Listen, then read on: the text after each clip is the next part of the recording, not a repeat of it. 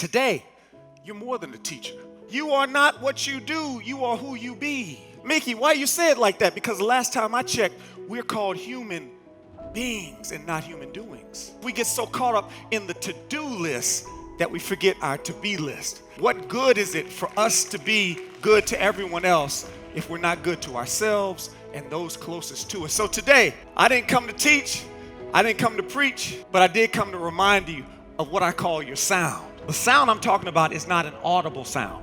It's an internal significance that everyone carries. It could be your gift, it can be your passion, it can be your value set. I don't know what your sound is, but everybody's got a sound. I can hear the sound everywhere, even when we're talking. I need your help.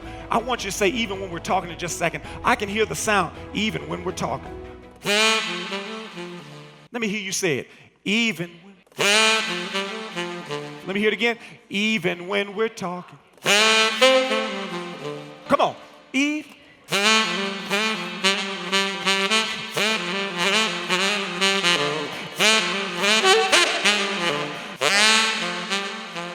Hey, give yourselves a hand.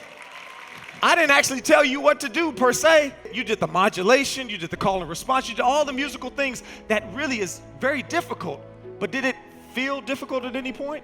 No, because it was wrapped up in an experience. See, so much of what we teach has an opportunity to bypass the brain and go straight to the heart. But it's the way that we package it, we present it, making it personal. But that's hard sometimes because teaching is not just a work of art, it's a work of heart. And it's very difficult sometimes not to take it personal. But I want to challenge you today, even in the difficulties and the noise, don't take it personal, make it personal every day. When I played that first sound, my first note was amazing. Listen, I put that horn to my lips.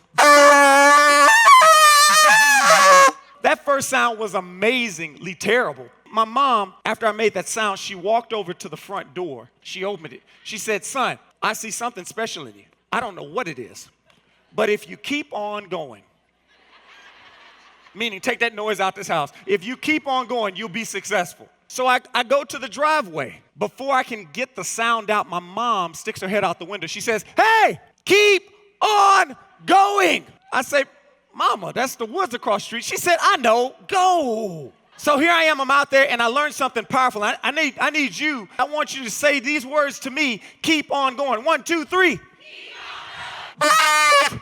Keep on going.